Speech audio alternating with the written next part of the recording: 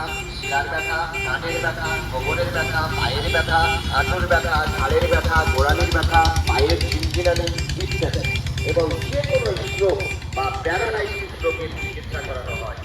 মানব জানতে ও অগ্রিম ফোনে নাম লেখাতে যোগাযোগ করুন ৭৭ ৩৪ 33 ২৭ ০৭। আনন্দ সংবাদ।